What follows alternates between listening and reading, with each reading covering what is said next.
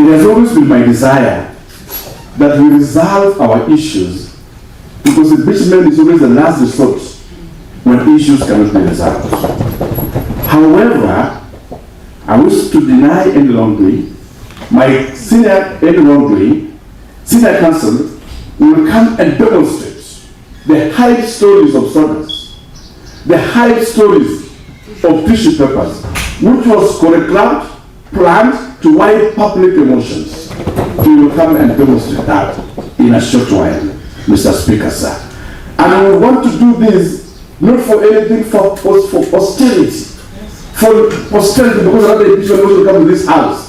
We would want to treat a governor based on emails, on malice, but we would want the same to apply, that the law stands on it here in this place. Because as it is, I haven't seen statements, Mr. Speaker, that the governor withdrew funds of CBD. Mr. Speaker, you have been the CC Finance for those years in your county. The governor has no role in withdrawal of funds.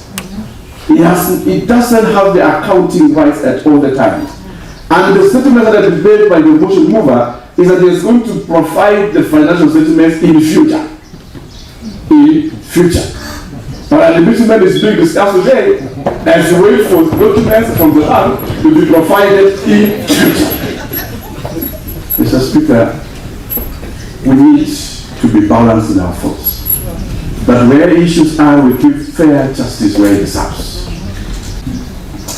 But all is not lost. We have a county that has been given by us by the Board of Kericho. We have just a year or two to finish on what our people ask us to do. It's an assignment that cannot happen in the place of rancors and disagreements. I invite the Great County Assembly of Kericho. So there comes a time again when we can look into ourselves, hold our hands, look ourselves into our face, forgive one another, and move forward to a prosperous. So Mr. Speaker, sir, I was making reference to Standing Order 70A subsection 2, which says that none of the things, and I just want to put emphasis on the words used by the standing orders, that were highlighted. It's not a question of whether they were determined, whether they were considered. It's just grounds that were highlighted in the previous impeachment. Mr. Speaker, sir, half or slightly more than half of the issues moved by Honorable Rogoy, in terms of both the subject matter and the annexures in support, were issues that were dealt with by this Assembly in the impeachment proceedings of September 2024. They are namely cast in return initiative, exactly the same contentions, exactly the same annexures. The other one is the issue of Lodiani accident, the same issues, the same annexures. The other issue is the issue of the staff, the alleged unlawful dismissals, transfers, and related issues. And the same affidavit is being used in these proceedings in support of that. And lastly is the issue of the alleged subversion of the county assembly. Those five issues, Mr. Speaker, sir, were directly in issue in the previous impeachment proceedings, were directly grounds that were highlighted in previous impeachment proceedings. And services which were not rendered and or partially done, e.g. maintenance of 15 residential houses in Kericho, West Sub-County, at a cost of 2.999 million. Mr. Speaker, the report by the committee, the other committee that just concluded its business, chaired by the Honorable Albert Kikwet, were able to visit the site, Mr. Speaker. The contractor was paid very early in the year, that's around February. By the time they went to visit the site, works had not been done, partial works had been done, there is no report, the contractor has been paid fully. In this county, Mr. Speaker, you can work. Even before you start working, you're already paid. It is illegal, it is wrong. We have contractors, Mr. Speaker, who rendered services to this county, they have never been paid.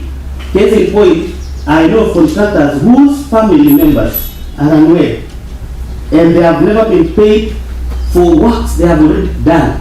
But here is a contractor who's not done anything, and the county government of Kericho, because by virtue of Article 179(4) and County Governments Act, Section 33F, places the governor as the authority in this county.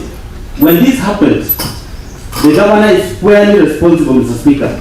Number B, goods not delivered, including soybeans, maize jam, sunflower, seed cake, and cotton seed cake, alleged to have been supplied for Kenyan shillings 14,980,640. And this, Mr. Speaker, even my own ward is affected.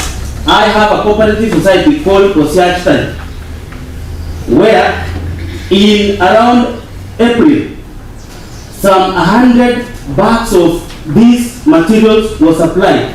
Even the chairman of the society was not aware. And when the committee looking into this matter, paid a visit, it is shocking. We were expecting 35 tons of these raw materials.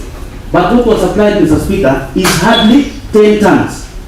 They cannot explain the remaining tons. And number two, Mr. Speaker, this particular supplier was already paid in full. Mr. Speaker, this is illegal and this is wrong. And the governor cannot in any way challenge even this. Another society called Kericho in Cap South Ward was affected.